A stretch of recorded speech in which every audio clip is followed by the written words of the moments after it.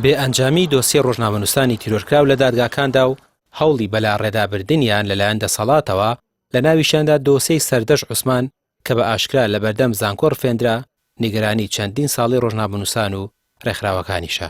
سەنتەری میترۆ و سەندیکای ڕۆژنامەنووسانیش ئاماری مەترسیدار لەسەر پێشەلکاریەکان دەخەنە ڕوو.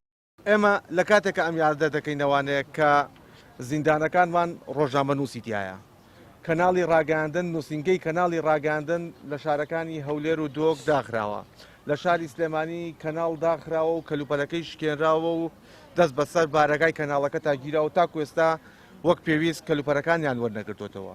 بۆیە ئێمە وەک سەنتەری میترۆ لەم ڕۆژەدا و لەم بۆنێدا داوا لە دەسەڵاتی دادوەری دەکەین، یەک کە کەیسی تیرۆری ڕۆژنامەنووسان نەنگیەکی گەورەیە بۆ سەر دەسەڵاتی کوردی کە 5 ڕۆژنامەنووس بڕفێنرێن تیرۆر بکرێن دواتر کەس لەسەری دادگایی نەکرێت و سزا نەدرێت. هەرچەندە لە کەیسی کاوەگەرمیانی بکەری ڕاستەخۆی ڕووداوەکە دەستگیر کراوە، بەڵام ئەوەی لە پشت ڕووداوەکە و پلانی بۆ ڕووداوەکەدا ڕۆشتەوە ئەویش دووبارە ئازادە و لە دەرەوە ژیانی ئاسایی خۆی دەکات.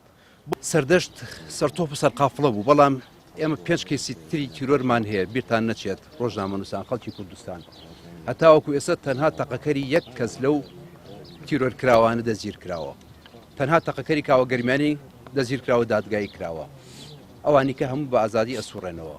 هەوڵی تیرۆرکردن بەڵێ دراوە جارێکی کەش تاوەکو ئێستا خاکی سلێمانی سوپاس بۆ خوا پاکە لە تیرۆری ڕۆژنامەنووسان هیچ ڕۆژنامەنووسێکمان لە سلێمانی تیرۆر نەکراوە، بەڵام هەوڵێکی تیرۆرکردنی مودەبەرەوە بڵێن ڕێکخراو هەبوو، بەڵام خۆشبەختانە سەری نەگەت ئەویش کاک هێمن مامەندا.